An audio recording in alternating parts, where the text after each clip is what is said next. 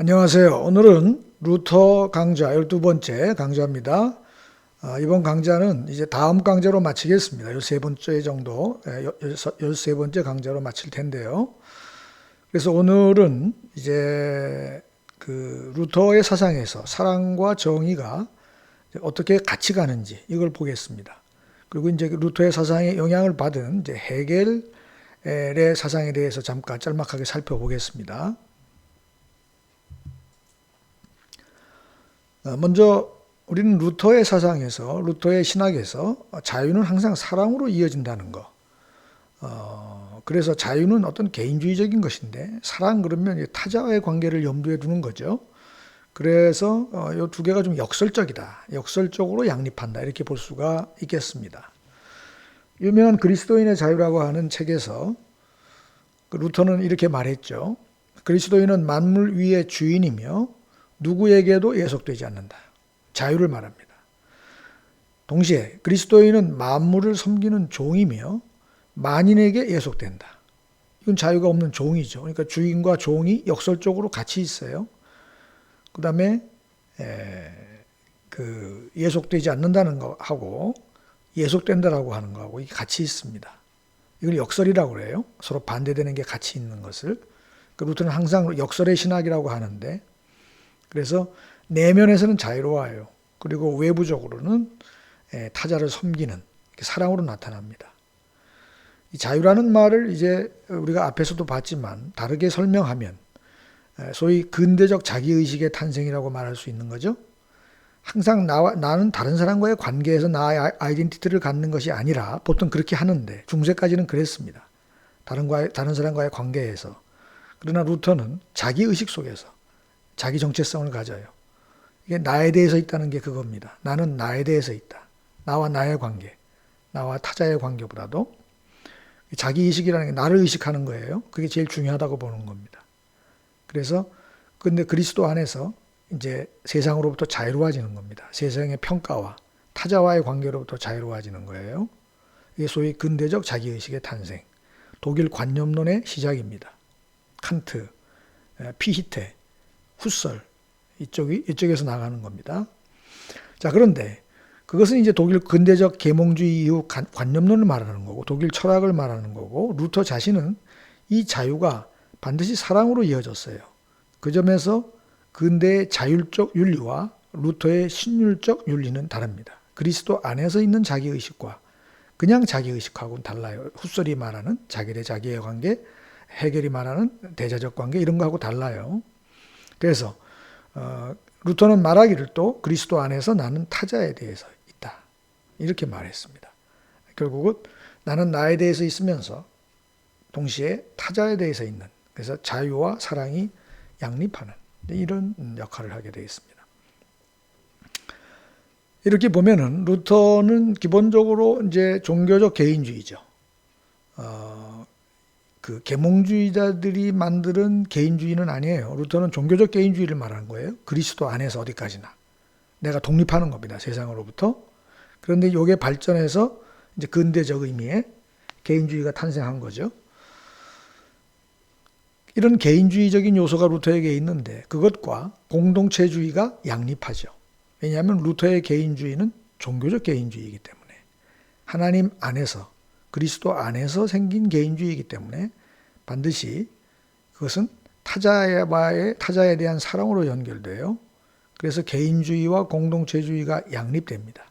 이런 점에서 근대사회가 이룩한 개인주의를 극복할 가능성이 루터의 사상 안에 있는 겁니다. 근대사회가 이룩한 그 개인주의에 문제가 있어요, 지금.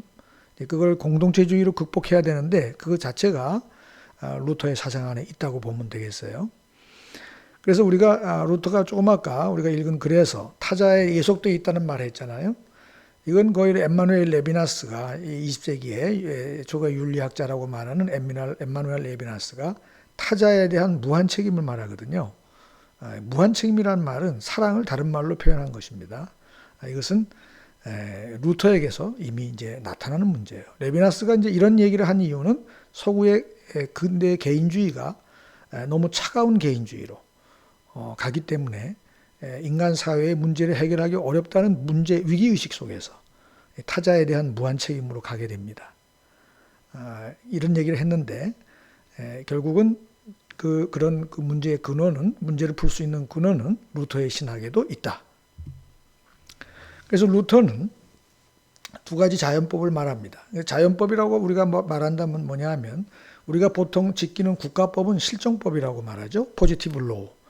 그런데 그런 그 실정법의 근원이 되는 인간의 양심에 새겨져 있는 어떤 보편적인 법, 거기서부터 국가법이 나왔다 이렇게 보는 거예요. 그래서 보통 법이라고 그러면 정의가 중요하죠. 그러나 루터는 이 자연법에 두 가지가 있다고 봐요. 하나는 사랑의 법이고 하나는 정의의 법이라고 보는 겁니다. 그래서 사랑의 법이 원래 하나님이 세상을 만들었을 때 인간에게 사랑의 법을 줬다는 거예요. 양심 안에 사랑으로. 근데 지금 보통 우리가 지금 생각하는 양심은 사랑이 아니고 정의에 초점이 맞춰져 있습니다. 사랑에 초점이 맞춰져 있지 않고요. 그런데 이제 원래 인간은 그렇다네. 타락한 이후에 이제 그건 타락한 이유고, 국가라고 하는 것은 타락한 이후에 생긴 거거든요. 타락한 이후, 원래 세상의 에덴 동산에서 처음에는 사랑의 법이 있었다고 보는 거예요. 그래서 루터는 이제 그리스도인의 자유에서 나가는 사랑을 중요시 여긴 거예요. 이게 구원의 원리입니다. 결국 구원은 사랑으로 되는 거지 정의로 되는 것은 아니에요. 정의는 어떤 원리인가요? 정의는 보존의 원리죠. 정의가 없으면 사람들이 억울해서 서로 싸워요. 그러니까 세상이 만인에 대한 만인의 투쟁으로 갑니다. 보존의 원리는 되지만 정의는 차가운 거기 때문에 구원의 원리는 될 수 없어요. 그래서 이것은 사랑은 하나님 나라의 원리면서 정의는 세상 나라의 국가법의 원리죠.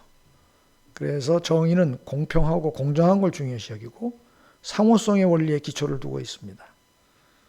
그렇죠? 준 만큼 받아야 되고 받은 만큼 주고 계산하는 거죠. 그런데 사랑은 공평과 공정, 이걸 넘어서는 거죠. 용서하는 겁니다. 그리고 상호성이 아니죠. 사랑은 내가 받은 만큼 주는 것은 사랑이 아니고 거저줄 수도 있고 그 이상으로 줄 수도 있는 이제 이런 어떤, 그래서 이제 상호 간의 상호성만 가지고는 이제 이게 해결될 수 없는 어떤 이런 문제를 결국은 해결하는 것이 이제 구원의 원리인 사랑이라는 거죠. 그래서 이 두 가지 법을 말하게 됩니다. 그래서 이제 이런 사랑과 정의가 양립하는 것이 어떻게 나타나느냐? 사랑과 정의가 그 대표적인 하나의 모습이요. 루터의 형벌신학에서 그걸 찾을 수가 있습니다. 사랑과 정의가 어떻게 양립하는지 그걸 한번 보죠. 이게 동시에 같이 가야 되는 겁니다. 루터에게서는 항상 사랑과 정의는요. 그래서 루터의 형벌신학을 보면 이렇게 돼 있습니다. 법을 어긴 사람 반드시 처벌받아야 된다는 거예요. 근데 그가 처벌받는 것은 그 육체가 처벌받는 것이지 그 영혼은 하나님 소관이에요. 그래서 인간이 처벌할 수 없어요. 그 영혼은 그 구원의 대상입니다. 하나님은 그 영혼을 구원할 수 있어요. 얼마든지. 그래서 외부적인 겁니다. 법은 외부적인 것만 관여하지 내면을 관여할 수 없어요. 바깥에 외부적인 법을 어겼을 때, 다른 사람에게 손해를 입혔을 때 거기에 대해서 처벌하는 거지. 그 영혼은 죄인이라 할지라도 구원받을 수 있다. 그래서 처벌하는 것은 국가의 역할이죠. 그래서 국가는 반드시 범법자를 처벌해야 된다고 봅니다. 이게 무엇이죠? 이건 정의입니다. 정의는 반드시 이루어져야 된다. 그러나 범법자의 영혼은 하나님의 영역이기 때문에 처벌 불가해요. 이게 이제 죄인의 영혼을 존중하는 것으로, 우리는 그 사람의 인격에 대해서 그 내면에 대해서 함부로 말할 수 없다는 거죠. 그냥 잘못한 행위만 처벌하라는 겁니다.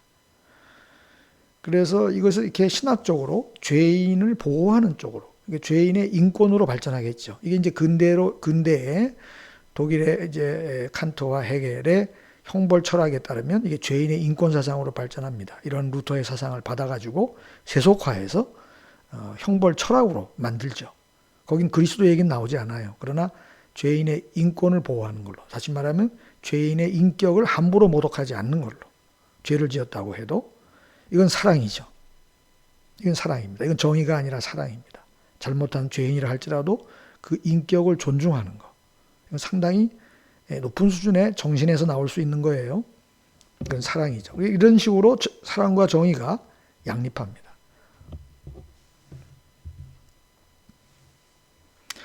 그래서 저는 이제 루터의 사상을, 그래서 일반 그리스도인들이 그러면 어떻게 일상생활에서 사랑과 정의가 어떻게 양립하느냐 했을 때 사랑으로 법대로 하라 이렇게 표현할 수 있다고 봅니다. 제가 이제 루터 사상을 정리해서 말하자면, 이 부분을 정리하자면 그래요. 루터는 그리스도인이 자기에게 손해를 끼친 사람이고 어떻게 해야 되느냐, 악을 악으로 갚지 말고 사랑하라고 그랬는데 산상수훈이 있는데 그러면 그냥 덮어줘야 되는 건지, 이건 요즘 사람들에게는 거의 문제시 되지 않죠. 그러나 이제 종교개혁자 루터에게는 그 사랑이라는 문제가 중요한 문제였기 때문에 이 사랑이 이럴 때는 어떻게 적용이 되는지. 근데 이제 루터는 말하기를요, 결론적으로 그리스도인이라 할지라도 그리스도인도 자신에게 손해를 준 범법자를 법정에 고소할 수 있다고 봐요. 덮어두는 게 아니라 자기 재산을 보호하고 자기 가족을 보호하기 위해서 법정에 고소할 수 있어요. 이건 정의죠. 그런데 사랑은 어떤 식으로 나타나냐 하면 그 사람에 대한 증오심을 갖지 말아라 이렇게 말해요. 다만 정의에 대한 사랑으로 고소하라, 법에 호소하라는 거예요. 정의에 대한 사랑으로. 또 다른 말로 하면 그 사람의 영혼을 사랑하라. 어려운 얘기죠. 어떻든 루터는 이런 식으로 사랑과 정의를 양립시켰습니다. 항상 같이 가야 되는 겁니다. 법을 어기면 반드시 벌을 주고 고소하고, 내게 손해를 끼쳤으면 나를 보호하기 위해서 고소한다. 그러나 그 사람의 인격에 대해서, 그 사람의 영혼은 사랑하는 마음을 잊으면 안 되고 증오심을 가지면 안 된다. 여러분들이 이게 굉장히 터무니없는 말 같지만 결국은 인류 사회의 미래는 이 정신을 어떻게 구현하느냐 거기에 달렸을 겁니다. 이게 굉장히 종말론적인 얘기거든요. 종말론적인 얘기라고 하는 건 뭐냐 하면은 궁극적으로 인간의 문제를 해결할 수 있는, 인간의 갈등을 해결할 수 있는 길은 이거밖에 없다라고 하는 것을 제시한 거예요. 그래서 그걸 종말론적 윤리라고 할 수 있는데,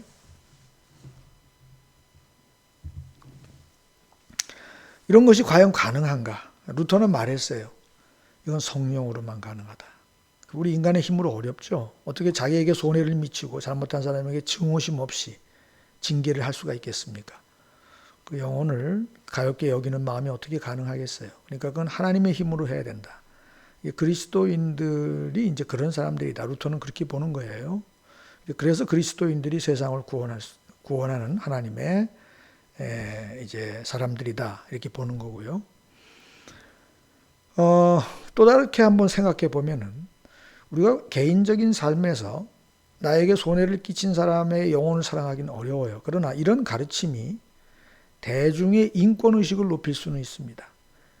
죄인이라고 해서, 범법자라고 해서 함부로 판단하고 함부로 인격을 모독하고, 우리나라에서 보면 그 유명한 유명인이 이제 그 스캔들이 일으키거나 이렇게 되면은 문제가 되면은 가족까지 들춰가지고 인격을 모독하죠. 이게 거의 있을 수 없는, 해서는 안 되는데, 이런 것들은 이런 죄인의 인권에 대한 루터 신학이 갖고 있는 이런 식의 기독교 사상이 우리 사회에 깊이 들어와 있지 않기 때문에 여전히 해결하지 못하는 그런 문제라고 말할 수가 있습니다. 정의는 지키면서 처벌은 하지만 그 사람의 내면은 건드리지 않는다. 인격은 존중한다. 이런 것들이 칸토의 해결의 이제 형벌 철학으로 발전해서 서양에서 죄인의 인권사, 법사상으로 죄인의 인권을 보호하는 법사상으로 발전하게 되는 겁니다. 그래서 이제 해결의 형벌 철학을 한번 보도록 하죠. 조금 어려운 부분이지만 그냥 간단하게, 책에는 자세하게 설명을 했지만 간단하게 보도록 하죠. 우선 해결의 형벌 철학을 이해하려면 법이라고 하는 것, 국가법이라고 하는 것의 위치가 뭐냐 이걸 알아야 되는데,